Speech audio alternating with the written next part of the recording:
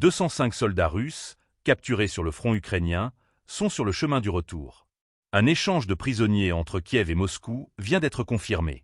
Un geste rare, orchestré dans l'ombre de la diplomatie, où les Émirats arabes unis ont joué un rôle central. N'oubliez pas de vous abonner pour ne rien manquer de nos prochaines vidéos, et partagez votre avis en commentaire. Pensez-vous que ces échanges peuvent encore changer le cours de la guerre? L'annonce est tombée du ministère russe de la Défense. Un accord a permis la libération de 205 militaires russes. En face, bien que le chiffre précis côté ukrainien n'ait pas été immédiatement communiqué, les autorités de Kiev évoquent également un retour massif de soldats. Si les combats restent acharnés sur le terrain, cette opération démontre qu'un canal de négociation demeure ouvert, discret, mais fonctionnel. Les Émirats arabes unis se sont imposés comme un acteur clé dans cette médiation. Grâce à leur position diplomatique équilibrée et leurs relations entretenues avec les deux camps, ils parviennent régulièrement à faciliter ce type d'opérations humanitaires, loin des projecteurs.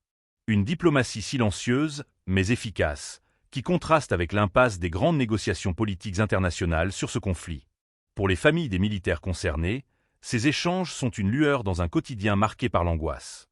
Chaque libération représente une victoire personnelle, un espoir tangible dans un conflit où les lignes bougent lentement, mais où les pertes humaines s'accumulent.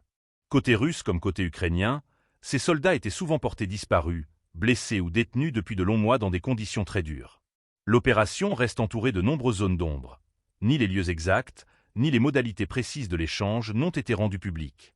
Un silence qui s'explique à la fois par des raisons de sécurité, mais aussi par le caractère hautement sensible de ces libérations dans un contexte de guerre totale, où chaque geste est politiquement calculé. Ce type d'échange n'en est pas à son premier épisode. Depuis le début du conflit, plusieurs centaines de prisonniers ont déjà été libérés, parfois sous l'égide de pays tiers comme la Turquie, l'Arabie saoudite ou le Qatar.